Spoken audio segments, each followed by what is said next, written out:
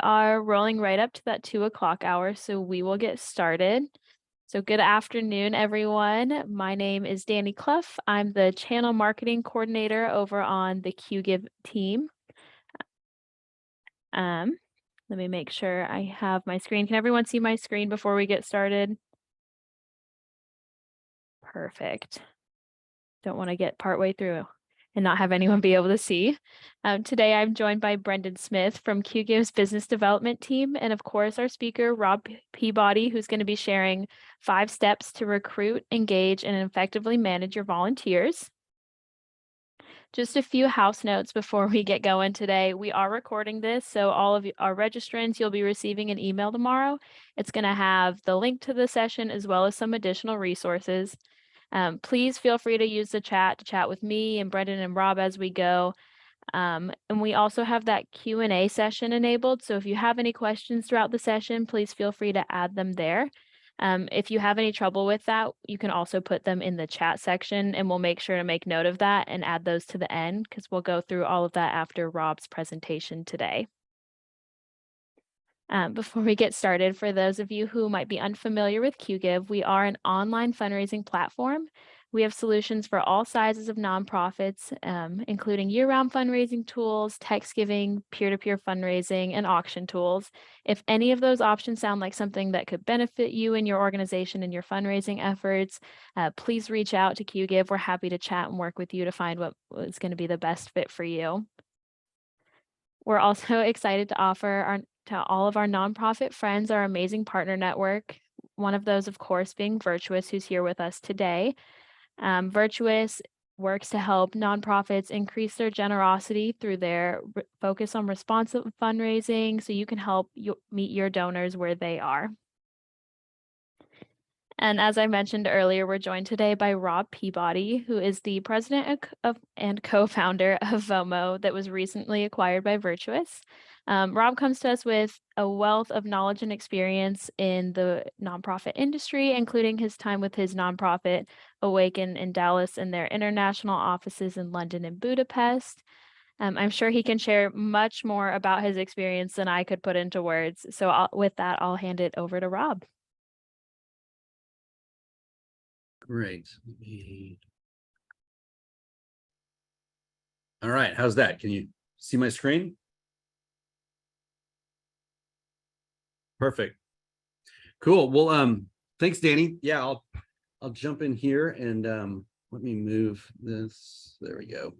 Yeah, so yes, with Virtuous now, I started VOMO about a little over 6 years ago now, and before that was leading a nonprofit called Awaken, both in Dallas, moved over to London for about 6 years, expanded into the UK, and then ended up opening another office in Budapest, Hungary. So they're in Central Europe, and always was fascinated about the idea of how do we mobilize people? How do we get people to go do good in the local community? It was kind of the driving force behind a lot of this.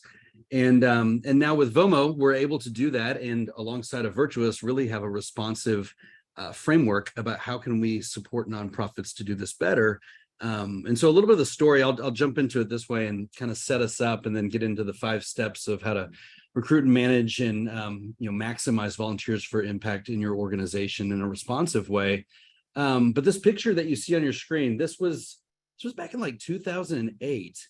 And I was a pastor at a local church called Lake Point. You see the shirts there. It's one of my buddies, Joel, who is serving. And what I realized was very quickly, we had a lot of people come to our church, and we ended up with 2,000 people on our first Sunday. And I was 26. We were doing fantastic things, but I saw a real disconnect between what we would talk about and teach about, and then how do we actually put that into practice in the local community. And so something happened in 2008. It changed the course of really the rest of my life to this date. I booked a meeting with the mayor of our city, and we were in a city called Garland. It's a suburb of Dallas. And I said, hey, I've got a big church. There's a lot of people here with a lot of means.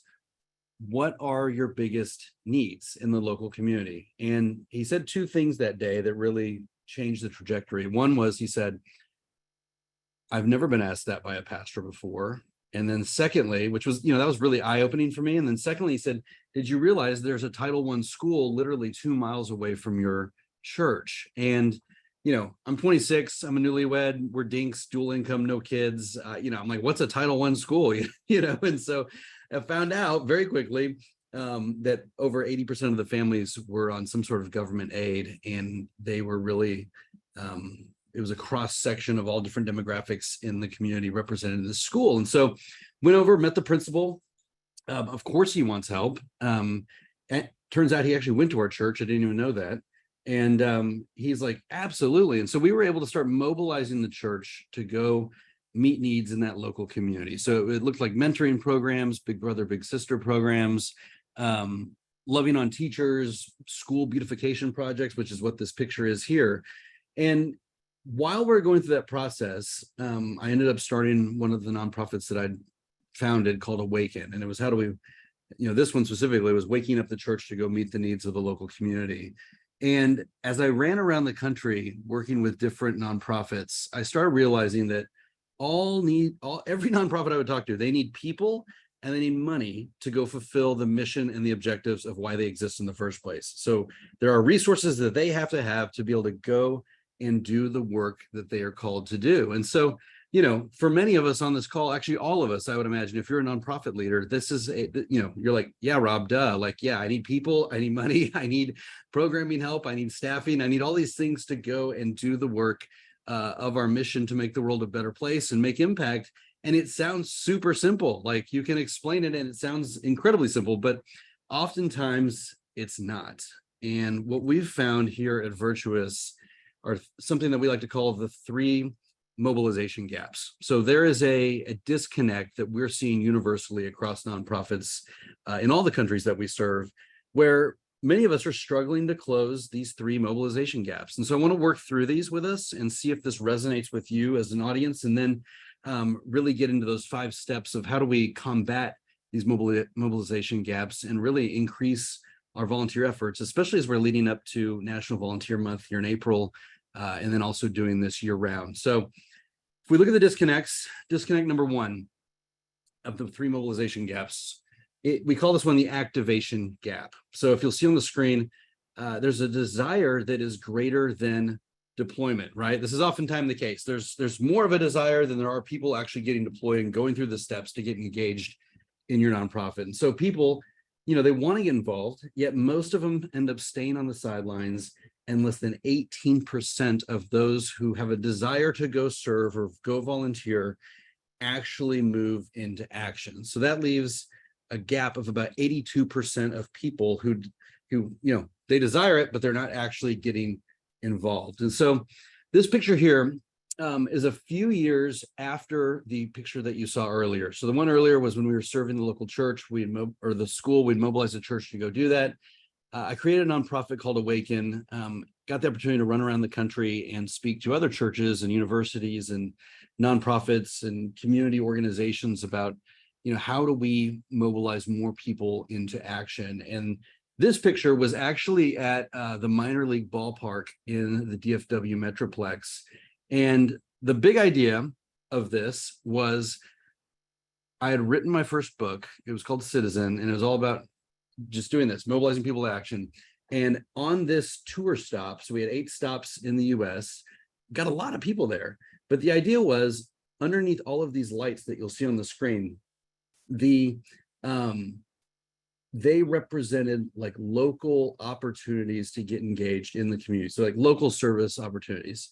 And I got up front and I got to get people really excited and talk about the why of, why we give back and why we'd want to do this. And all these people got really excited, and then when they would go out to these booths, and what would typically happen, and no offense to anybody that's doing this, because I was doing this as well before, but it would be, typically, an elderly volunteer handing a clipboard, literally piece of paper to sign up on a clipboard to that interested person that wants to go serve.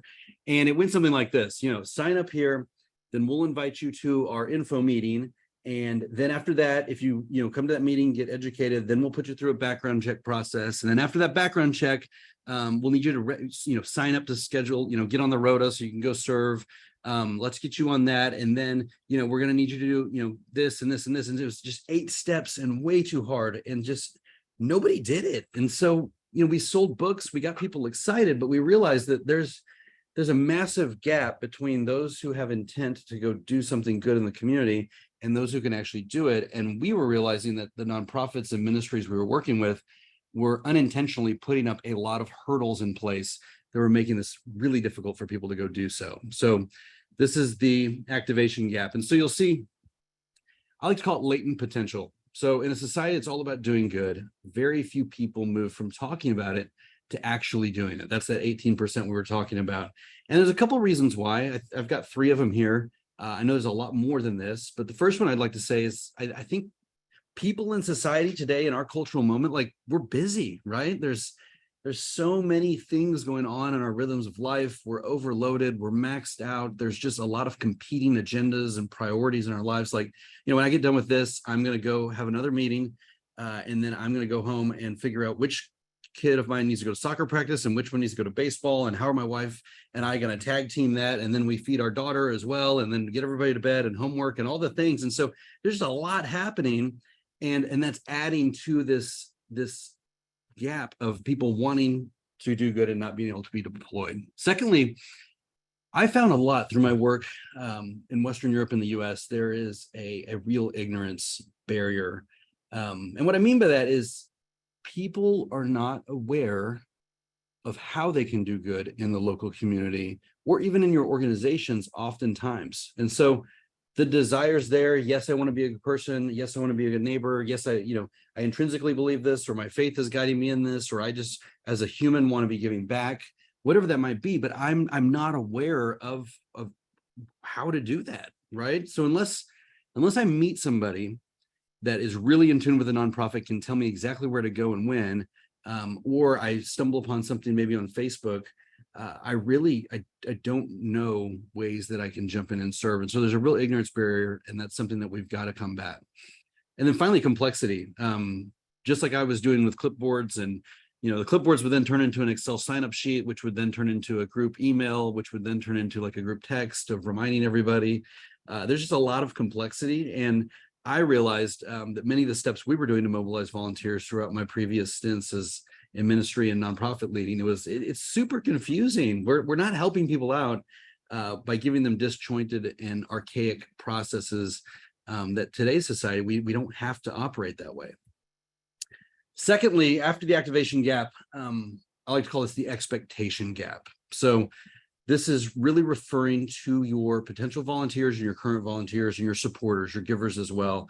Their expectations are oftentimes unmet, and the expectations that they have for the organization and the ways that they would work with you are often, greater than the actual experience that is delivered. And so supporters, they expect a personalized experience. They're getting a personalized experience from every other avenue in their lives through technology and through entertainment, and just everything they're doing is personalized today. And I'm going to talk about that more here in a second.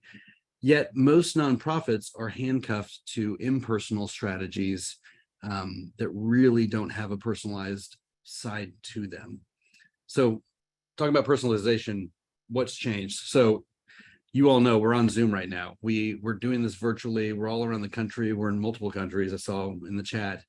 And there's been a change. There's been a shift that we're all aware of, from mass communications to personal responsive experiences. So you'll see on the screen, an iPad, an iPhone, computer, looking at Hulu, Apple News, Amazon there. And all of those experiences that we have are personalized. So they're not one size fits all. Like, they know our demographics, they know what part of the country we're coming from, they know our IP address, they know our behaviors that we've had online, they know our history of where we shopped with them before, or the types of content for Apple News that we have consumed before. And so they're serving up personalized experiences to us, just like your Alexa would when it's like, hey, Rob, you listened to this playlist before, you might like this one, because they know exactly what I'm listening to. And so they're personalizing that experience for me. And now it's two-way behavior driven. So it's triggered in response to data signals, and the data signals are some of the things that I'm talking about. And so, when I get on Netflix, it's going to prompt me to have a lot of shows that are similar to the ones that I've already watched. And you guys have all experienced this. But this is the shift that has happened, and we're here today, right? This is a personalized world that is fully digital, and we're finding that it's everywhere. So it's not only Netflix, like I talked about, or Apple or Nike Plus, but it's happening at Disney, Kroger, Spotify, even Stitch Fix, knowing, the types of clothes that you have bought in the past and recommending ones that would be a good fit for you now in the future. And so we talk about personalization, and we know that's happening, but many times in the nonprofit space, and I've been guilty of this as well, is we've lacked innovation and the ability to keep up with the technological advances that society and culture is providing us. And so unfortunately, it's a challenge. So I'm going to talk about the bad, but then the good, the opportunities that we have in front of us. And, it's not just all negative, but I think it's good for us to have a reality check and level set here about what's currently happening. And so for many of us, it's what we call this legacy impersonal model, right? Where a new volunteer over there on the left, or a new giver, they come in through acquisition, it's personal. They might have come in through an event or a website. Maybe they volunteered at your organization or saw something cool on social media. And so they come in these different avenues, and then they take action at your nonprofit, whether it's serving or attending a gala or whatever it might be. And then we find that there's this massive drop off. There's a 76% attrition rate for retention and cultivation. So, you see there on the right, the post-event thank yous, the e-appeals, the upcoming opportunities, all those things that we've created in our MailChimp or whatever it might be to send out to people. It's causing a lot of attrition. And many of us, we use what we like to call the spray and pray, where it's very organizationally centric in the way that we're going to push out information to everybody. So, when I used to do this, where you get a quarterly report and end of the year giving impact, shoot that out to everybody. I don't care who you are. If you're on the list, you're getting this. We're going to ask you for the same gift next year. But it's really spray and pray, right? It's kind of similar to, mass mailings, right? Where we're sending those out to everybody in a specific zip code. And just, praying that this is going to get in the right hands to the right people, and we'll get the right ROI on it, and it'll help us get more dollars or get more volunteers to go do the work that we're doing. But it's usually one way. It's based on the nonprofit's timing, so the organization's timing, not necessarily that personalized individual that we're asking to serve or give to us.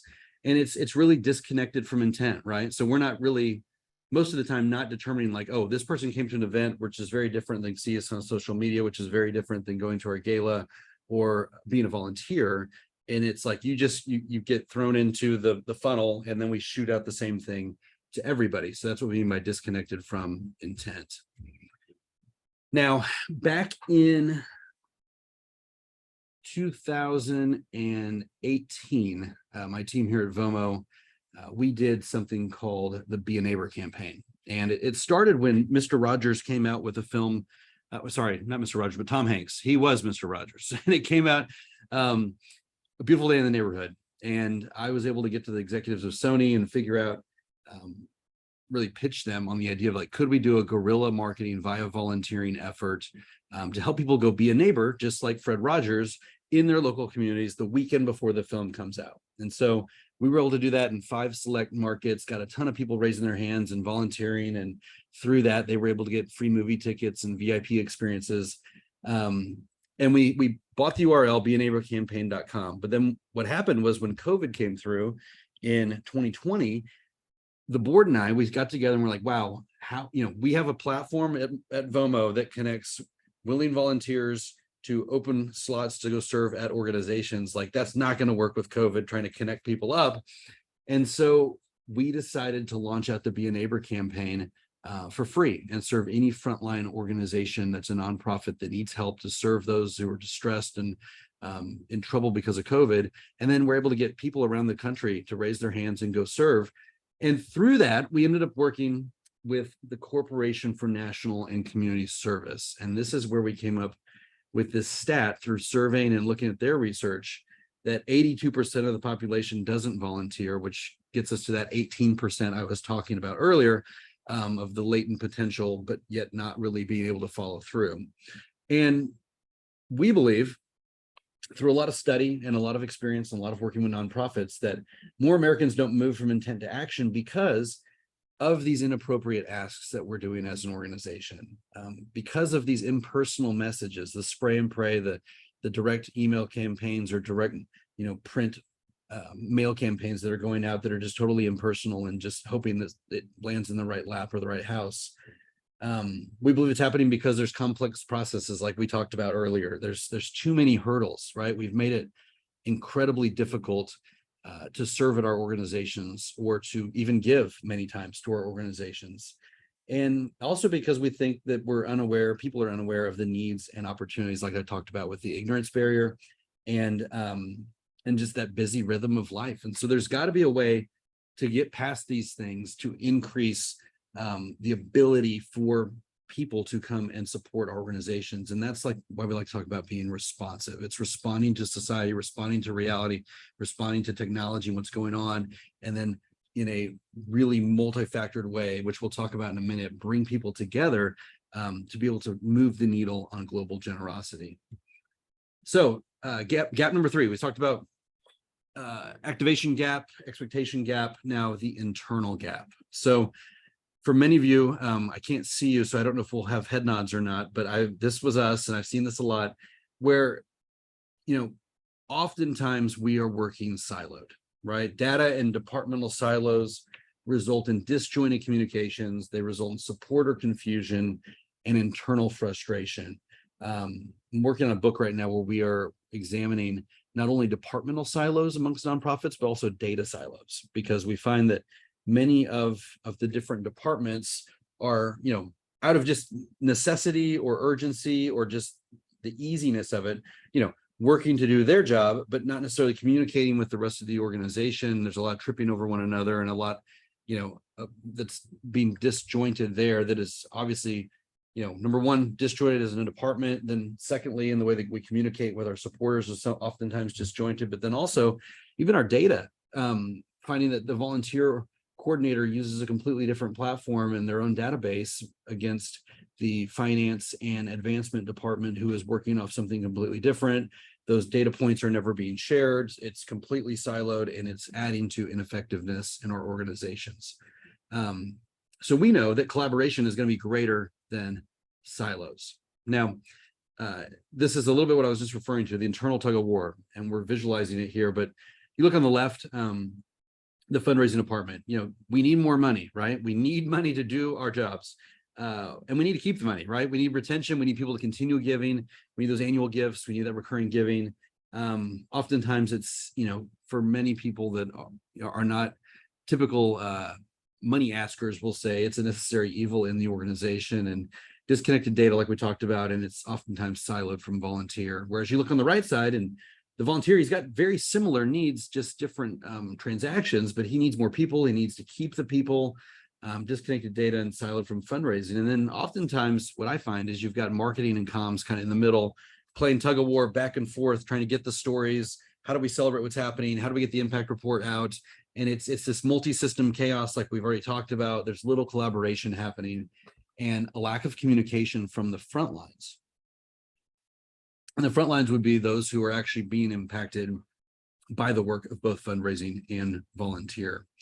And so the result of this, if that perpetuates for long enough, what happens is it results in less people, less money, less mission, and really more hassle for the staff and the people involved. And so we call this your traditional approach where, people end up giving less of their time and money and their passion, and the staff, many of us on here, we feel the brunt of that, and it adds more to our plates. There's more frustration and confusion that happens. And overall, when you add all that together, is the impact of the mission decreases, and really no one wins. It's status quo continuing to prevail, or inertia continuing to prevail. And so at Virtuous, we realize all this, and we've created an entire CRM, marketing automation platform, online giving, events, volunteer, all of those things. QGive is an integration partner of ours. We've created those things to alleviate the stress of this and create a responsive approach that is in contrast to the traditional one that's happening many places. So that's the background. That's the backstory. That's where I'm coming from.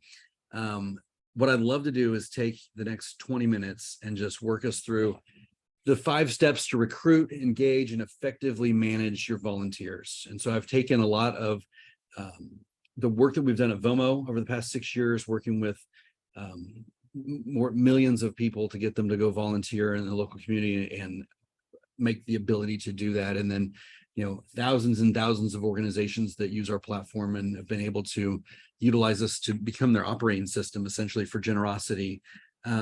Out of that, I try to distill that to 5 steps. So bear with me. Don't judge me. We're trying to condense this for the webinar, but hopefully this connects and makes some sense for you guys. Number 1, first step, promotion. So the first step in any volunteer journey is awareness, right? This is getting back to that ignorance barrier we just talked about, of, how can people serve with you? How can people volunteer with you if they don't know the opportunities? Or maybe obviously you're aware of the opportunities, but if they're not communicated effectively, if they're not put in the right place, if they are not a good user experience, if they are not findable online, it's just putting up more hurdles in front of us, and we're going to see a reduction in people that come and serve in our organizations. That second bullet, this is fascinating. The average person touches their phone more than 2,700 times a day, which I read that in an article a few years ago. And it actually said that the younger you are, so the younger generations, that number actually increases even more. And it talked about super users, which was kind of the upper echelon percentage of American society that uses technology on a daily basis, and they were a lot younger. They were touching the phone more than 5,000 times a day. And so we are in this digital society. It's all about platforms. You're accessing the internet in the palm of your hand more than anywhere else, any other device. And so we've got to be able to break through the noise, the distractions, the busy rhythms of life, the digital age that we are in. And we've got to be able to promote well our nonprofit opportunities and the service opportunities that we have. And so you'll see right there on the right, this is a picture of what we call the hub at VOMO. This is the volunteer hub. This gets customized for any organization. It's got their branding, their color schemes, their logos on it, and it's an incredibly user-friendly way for nonprofit staff to upload not only one-off volunteer projects, but recurring ones, campaigns, initiatives, and even the ability to convert those volunteers into donors. And we'll talk about that a little bit here more in a minute, but it's got to be visual. It's got to be available. It's got to tie into your website.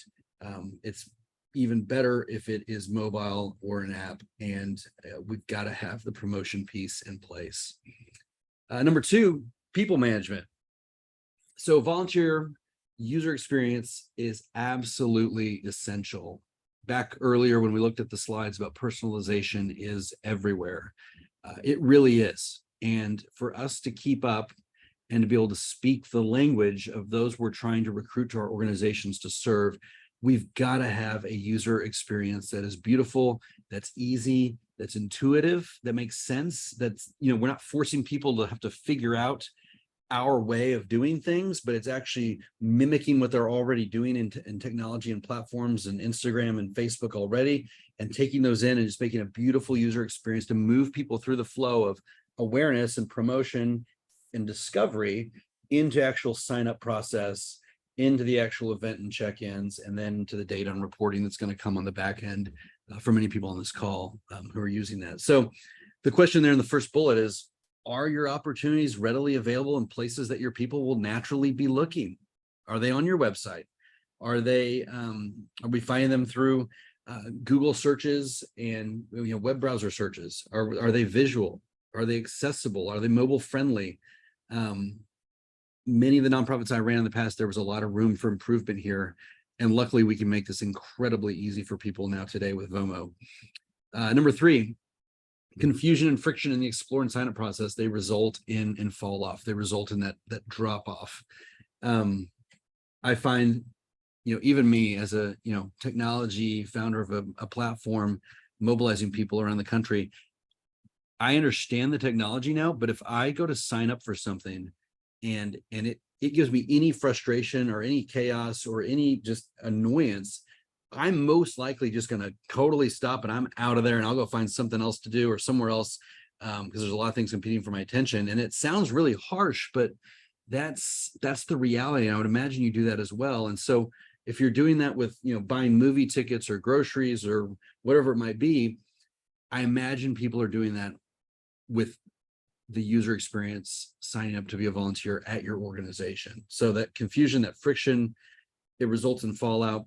People, unfortunately, are just, they've got to be really, really passionate to get through a lot of frustration and chaos to really go through the hoops.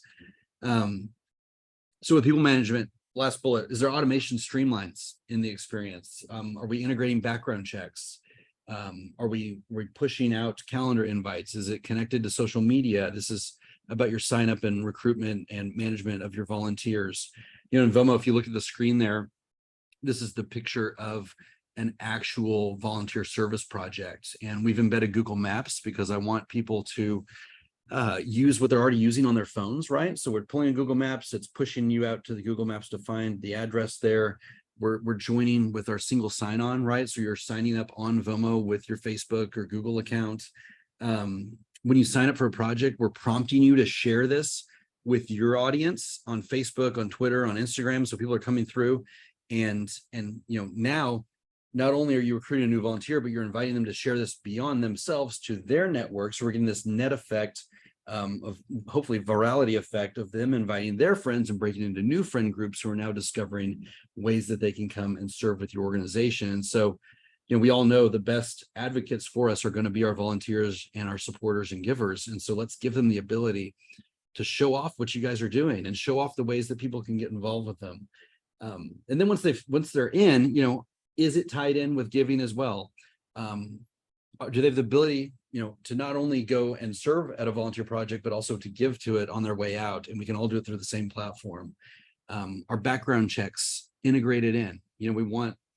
I want somebody to come in and within 3 clicks discover how to serve at your nonprofit, and then sign up, and then walk through this automation of like being reminded the day before, getting a confirmation email when they sign up, reminder the day before, push notifications to check in the day of.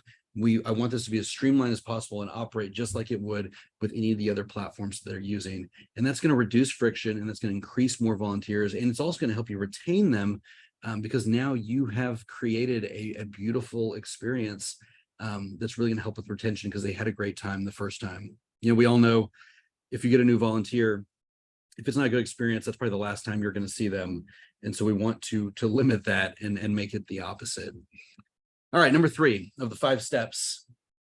This one is multi-channel engagement. So what we mean by this is the ability to communicate effectively with your volunteers in a way that actually makes sense, right? Give your volunteers the experience that they expect and deserve. We've been talking about that a lot today. Personalized and organizationally branded communication is key. That's one of the things I don't like about, a Google form or a Sign Up Genius or something like that, many times is free, people are using, but it's very generic. It doesn't look like you. It's not your organization. It's not your branding. And then beyond that, you're typically tied to templatized reminders and messaging that will come from those things automatically. They're just, they do it once and it's available for everybody. But what we've done is gone out and created the ability for custom messaging, right? So you're able to communicate with all of your volunteers that have signed up, with all the people that are part of your organization who have followed it and joined it. And so now you're talking in-app messaging with one another. You're pushing out emails as well, that you as an administrator are writing and then shooting out to all the different people. And we can segment that based off of where they're volunteering. Is it just this project we want to talk to, or is it all of our volunteers we want to talk to, or people that have signed up for this campaign or initiative that maybe it's a month-long thing? We can segment that out. Then you can message to all those people and talk to them, and it'll be going out through not only their app, but also their email address. And there's a few different ways we can do that and work those workflows. But when it comes out, it's going to be branded. It's going to look like you. It is your thing. We want that to be, this multi-channel engagement that is branded and is yours. That's key. Then the third bullet, I think I just hit most of these, but messaging, reminder automations, do you want them to get reminded the day of? How many hours before? Do you want to get reminded the day before? All that, you just click boxes and it does it for you. Check-ins are essential for these functionalities. We service a lot of education, like universities and school districts, even, and individual schools. And a new thing at many of the universities that, I guess it's not new, it's been the past 4 years or so, but mandated volunteer hours in order to graduate, right? To get certification as part of your degree program. And so one of the things that they came to us, it was the University of Texas at Dallas, and they're like, hey, this is great. You can help them, our students can get the app, they can go discover where they can serve all the nonprofits in the community. But how do we know they're actually doing it, and how do we prevent them from cheating their way through it? And so we had to go out and build these check-in functionalities. And so the ability to check in through the app that you're actually there, we also can timestamp it. We can also create, we've got an iPad app. It's a check-in app that people can essentially have a double check-in, not only by the individual user, the volunteer, but also by an admin who might be on site through that as well. And so all those are functionalities that are really raising the game on recruiting and maintaining the volunteers as a part of our organization. All right, here we go. And number 4, real-time reporting. So this is getting mission critical analytics. They must be accessible. So I think before this, we've mostly been talking about the potential volunteer journey and the current volunteer journey. This one's going to be much more about the administration. So this is for many of you on this call and your team and your staff, but those data points have to be accessible. First bullet, quantifying the good in metrics that your board and supporters understand, that's motivating. So if you look on the right, this is what's called our real-time admin dashboard. This is the first thing you see when you log in as a administrator, organizer, staff person on Vomo. And you're going to be able to quick see number of volunteers, where they're serving, how many hours, heat maps of where they're coming from. But then what I really love is over there on the right, it says total economic impact, 54 million here, no, 54,000 here for this organization. And it's also going to tie in financial giving as well. So time, talent, treasure, impact, all of it together. Recurring volunteers, total volunteers. Interestingly enough, when we created Vomo originally, this is back in 2016, I was living in London when we had taken the nonprofit overseas, and we created Vomo while in London. And I flew back for a thing called Together 2016. It was a thing that happened on the Washington Monument in Washington, D.C. The big goal was trying to get 1 million people, young people, millennials, together at Washington Monument to go make a difference in the community.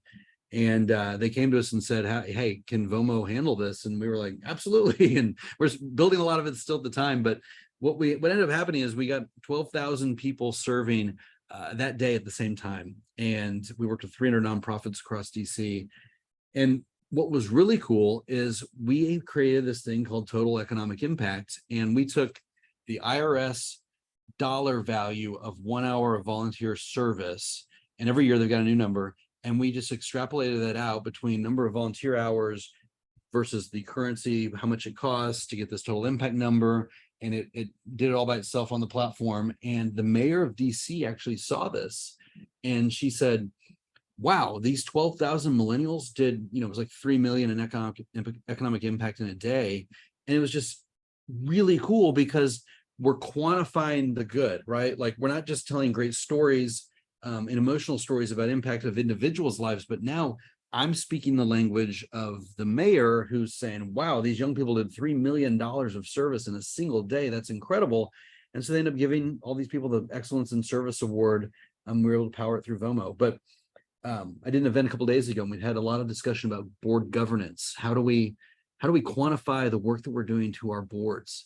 And we need to be speaking the language of these guys, who many of them are men and women are in business and looking at dollars and looking at economic impact and looking at different reporting. And so we've been able to create all that for you. And so now your volunteers serve, and then you can just go in and real time see it and then print everything out, and also take all the data that's in this and import it or into whatever platform you're using. Virtuous, it's first party, it's all syncing together, and then we're able to have, kind of the one-stop shop for all things generosity in your organization. Bullet 2, quick access to impact reporting from your admin dashboard is a huge help. We just discussed that. Number 3, demographics and heat maps provide strategic knowledge that can increase your future volunteer efforts. And so what I mean by that is, as you start having behavior and history of people volunteering, you'll start seeing patterns, you'll start seeing trends, you'll start seeing where these people live and where they're volunteering. And there's a lot of data points, and we can help you with this to how to analyze it. But looking at the data and the trends will help you to create better volunteer experiences moving forward, better volunteer opportunities, and that's just going to continue to drive new recruitment and retaining those volunteers for them to come and continue to serve. And so the data out of that and the heat maps that come out of that are massively helpful as we continue to iterate and keep strategizing to do better at our organizations. And finally, step 5, it's got to integrate. All the data supporter data must live in the same place. And I referred to this earlier when we talked about the tug of war between the different departments. But the reality is that 76% of your volunteers, they also donate financially. So we'd be kicking ourselves, we'd be foolish if we're not looking at this data holistically in our organization. And so often, volunteers over here, giving's over here, they're not talking to one another, we're not looking at all this in the same place, but yet our people are holistic people and they're giving of their time and their dollars. So we've got to have integrations or platforms that have all this in place so we can be looking at both of those, so that we can make better decisions and we can thank people better and we can know what they're doing, and we're not seeing that 76% attrition rate, but we're able to turn the tide and increase that because we're talking to people in personal ways, because we know how they're interacting with our organization and supporting us. Number 2, volunteer and CRM platforms have to talk to one another to see data in one place, see an accurate view of your supporters. This is something I'm really passionate about. And I think it's really important because we look at the different demographics and the different generations and how they want to serve and support your organization. And we're finding that many of the younger organizations are very, there's maybe a lack of trust of the organization, the operational overhead, and yet they want to go volunteer with your organization. So that's a great entry ramp, right, for the young people to come do that. But then as they serve, we know their heart ties are going to be there as well, and their passions, and they're going to open their wallets and want to give as well, because it's more than just giving their time. It's about all of them serving as a lifestyle, your organization, your mission. Whereas looking at different generations, it's going to be really helpful, but we've got to have it all in one place. The supporter engagement, bullet 3, tech stack should run seamlessly in the background. Separate, clunky, or manual workarounds are unreliable. They're frustrating. I've met a lot of nonprofits who are doing double data entry, where it's like, we've got people that interact over here, we upload that data. We've got people that volunteer over here, we upload that data. It's just duplicating work and making things harder for ourselves. We have a podcast called the Responsive Nonprofit Podcast that I run, and I interviewed a guy named Toby Weiss. It went out Tuesday, just this week, and he works with nonprofits to help them make technology decisions. And he argues that the choices you've made on the technology that you have, that is what is dictating your strategy. Now, I don't like to think of it that way, but he's like, when you really get down to it, the workflows that are coming out, the limitations of the platform, how the platform behaves, the way the programmers built it to go do certain things, that's dictating your strategy more than what you're saying your strategy is oftentimes. And so what we've got to do is really evaluate the tech platforms we're working with and look at, like, is this delivering what we are paying for it to do and what we hope it would do to help aspirationally help us with our nonprofit to lead this forward. And he said one more thing. He said, your technology should be working, it should be so integrated with all the different platforms you're using, or all in one if you're using one that has that, so that you don't even know the technology is there. And I thought that was really fascinating.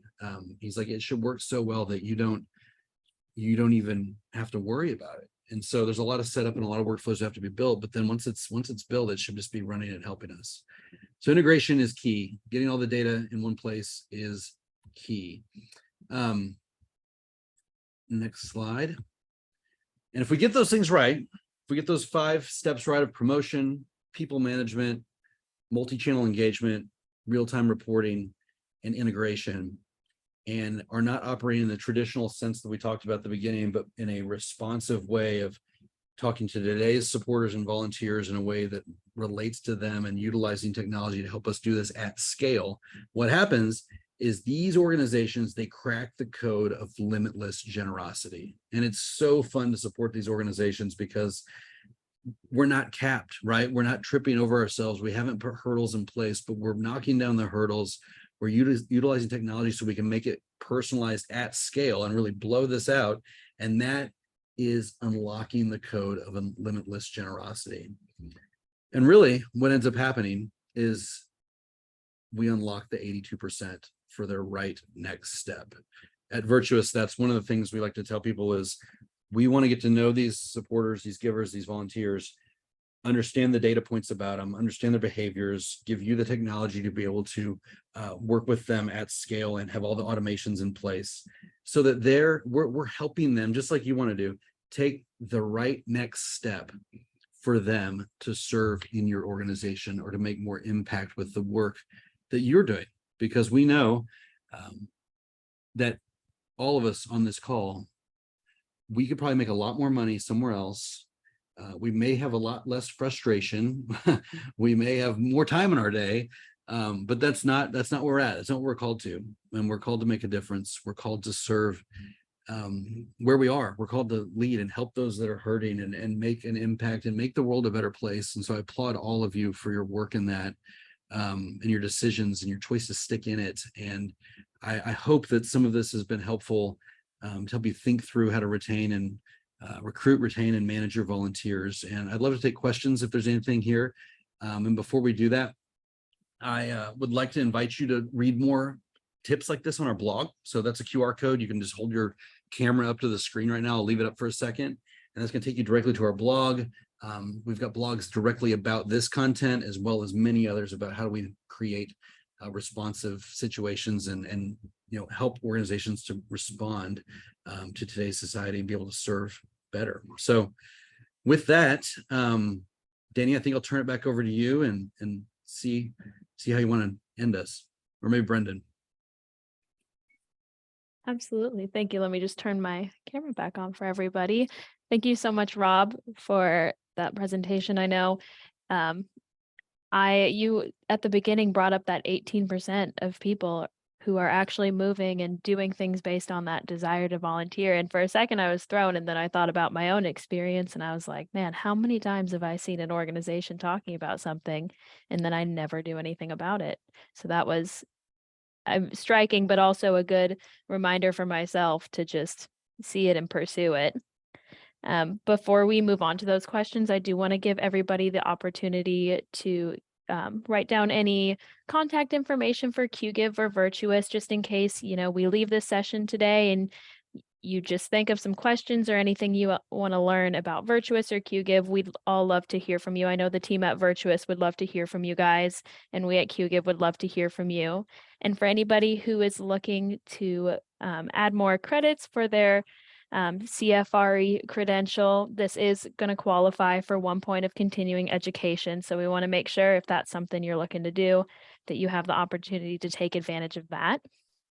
And as we move into questions, I know at the beginning of the webinar, Ellie Grant brought up how there are some nonprofits who have, extensive requirements for, training and for paperwork and things that they have to go through. Do you have any suggestions for nonprofits who might have, kind of a lot of I's to dot and T's to cross, but don't want to overwhelm their volunteers? Yeah, sure. I understand that, because that's a lot of times we've got to have all those things in place. We still want to make it overwhelming, right? We want to be able to kind of utilize a lot that's been talked about in this webinar of making it personal, eliminating hurdles, trying to make it as the experience, right? Thinking about how do you want to be treated when you're coming to an organization and trying to sign up, right? Like, what are the things that are going to help you the most? What do you find helpful? And then for us, we've built a lot of functionality around this that I'd love to show you. It's the ability to upload documents, training material, embed links to websites, videos, whatever it might be in the projects, digital e-forms that are being signed. A lot of times we work with organizations that need some sort of waiver sign off before they actually show up, and we can do that all digitally through the platform. And so I think as many of the things that you can keep inside of your volunteer platform, the better, right? So you're not sending them to a million different places, but it's all happening there. But then if you have so much complexity that you can't do that, then just thinking through, how do we make this a good user experience, and what's the way that I would want to do this? I think that's a good question probably to be asking. Rob, if I can chime in there, that Yeah. I have several notes. Thank you. This was a great presentation. I think one of the things you said at the end there really struck me, and it's something that I've been, preaching this as well for many, many years. It's, we as vendors, we as solution providers to this industry, we should be invisible, and the user experience should be what we as digital consumers ourselves experience. So just another, additional plug for that. Taking that approach of, how do I want to experience going to volunteer? How do I experience buying tickets to the movies, like you mentioned earlier, using Amazon? Making that as a seamless of an experience as possible is always key. And it's something that we preach as well to our clients, and make sure that they're doing their own audits, taking a look at what their systems put in place for their donors and volunteers, and making sure it's what we expect from our own experiences. So yeah, just wanted to chime in there and put an extra vote next to that one for you. That's a good word. I appreciate that. Awesome. We do have another question about kind of the Vomo Virtuous platform. Is it available in multiple languages for those nonprofits who are, trying to break through that language barrier? Yes. Well, so I can speak to Vomo specifically. We've created the platform to be able to have multiple versions of different languages, and we've served folks in 30 different countries. Vomo does, and many times you would be surprised how well literally your browser is translating all of the languages literally real time. And so for many folks that think they need a full out foreign language version of it, we've been able to go, and our engineers and our account managers work with that organization. They're actually finding that through the internet and a few other things that we show them, we actually find the translation stuff available, and it actually works for them well, for free, right? Like it's not an additional step where you're having to go build a ton of things. So I would say it's going to be pretty specific to what countries you're in.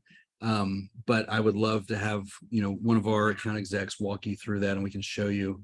But yeah, we're finding with more and more with globalization and just the transitory nature of the work that we do, that we've got to be able to start working in different languages. And I know in the Virtuous platform, we've got a lot of clients in many English speaking countries. And so I don't have the answer for that, but we could find it for you if you want to follow up. Absolutely. Thank you. I have Erica Reynoso. Hopefully I said your name correctly. Would you recommend would your recommendations change for smaller organizations that may not need volunteers, but still want to meaningfully engage volunteers? Yeah, so a smaller organization that maybe doesn't have as many frequent volunteers, so they're not needing as much technology help. I would say, we like to say if you're managing over 100 people a year, you're a good target for utilizing Vomo, and we scale the packages. So I mean, we've got a starter one that's for small organizations. They're just getting started up or just don't really utilize volunteers quite as much, but you still want the functionality, you still want the data, you still want the behaviors, you still want to see how they're doing it, and then make it a good experience. So that's one option. But then secondly, if you're smaller than that, then I would just take many of the principles we talk about and say, okay, in a manual world, I know that's not ideal, right? But how can I implement some of these things? And I'm going to contradict myself for a second. I also think if it is fully manual at your org, I mean, if we're talking just a handful of volunteers, then I guess that's going to work. But if it gets above, 50 people coming in, you're going to want to automate some of this stuff, because it just, I think the perception comes off as this is not taking us forward, groundbreaking in technology. I don't know if that makes sense. I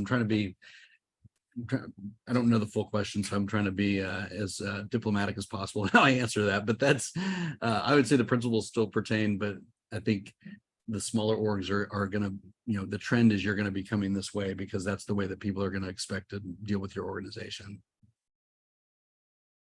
Absolutely. And it looks like they are running with about 15 volunteers. There you go. So Yep. you hit that. Perfect. Let me make sure we get all of our questions. If anyone else has anything they'd like to add, throw that in the chat now so we can make sure we get to everyone before we wrap up for today. Ellie Grant also asked if you have any suggestions for creating an app, going about that.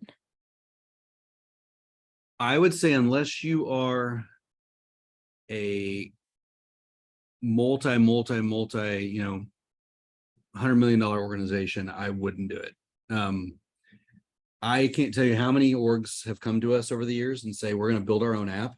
And then we give them advice. And then literally like 2 years later, they come back and they're like, oh, I thought it was just the startup costs, but then I realized to maintain an app that requires a whole team of people, and that's even more cost, and that just keeps on going. And so unless you've got a dev team that can be fully dedicated to your app long term, the money, the economics just don't make sense, and you can't sustain that. And if you do, it's usually really pretty simple, and it's not going to be updated and changed and kept up with today's world. So that's why I like to say, hey, that's why we built Vomo, right? I'd love to serve, and we want to, because we serve so many organizations, we can make this much cheaper, like infinitesimally cheaper than going and building an app and then maintain it and hiring a full dev team that's going to be 5 more people on your staff from here on out. Awesome. Well, thank you, Rob, so much for that today. I want to make sure that I get to everyone. I don't see any other questions between our Q&A or our chat. Brendan, I didn't know if you want to add anything before we go today. I did see one more from Ellen Grant. Oh, did I miss one? They were asking, what about CVA credits? I'm not as familiar, Rob. Maybe you can chime in there. You know what? I don't know that acronym. Me either. So CVA. maybe if Ellen, if you're still on, if you want to go ahead and just let us know what that acronym stands for, and maybe we can back into an answer for you. Otherwise, no, I didn't see any other questions. And again, I will also make another plug. I know I'm pumping you up here, Rob, but their podcast, their blog is just full at Virtuous of tons and tons of great takeaways like this. I appreciated these 5 takeaways, but there's so much more for you guys to learn from both our blog and the Virtuous blogs. We make it available to you, so feel free to subscribe and get all that free information. I think Ellen did put some clarification there. Do you see that, Danny? Yes, the certified volunteer admin as far as CVA. It's new Is to that me. that just in reference to the how this is a CFRE accreditation? Oh, maybe. I'm Not sure. very unsure. So if that's what it's going towards, I do not believe that this webinar goes towards that. She did also ask, what about a platform for texting for organizations who get a lot of last minute cancellations? They're currently texting them all individually. Yeah, so we replace texting with our in-app messaging, and it operates the same way you would expect. But actually, our devs are building texting functionality integration currently. So that's on the roadmap and coming your way. Yeah, and I will say that obviously the integrated in-app notifications are always going to be the best and most easily delivered, right, for your volunteers. We do have a texting option if you wanted to explore that. I don't know if you're a current client or not there, Ellen, but feel free to reach out to us. We may be able to help you in the meantime, or in addition to what those in-app notifications allow. Well, if there's no more questions, I'll wrap it up by just saying thank you everyone for joining today. We really appreciate you taking time out of your day to hop on, and a huge thank you to Rob for coming and sharing all of this with us. I know I learned a lot today, and I'm hoping everyone else did as well.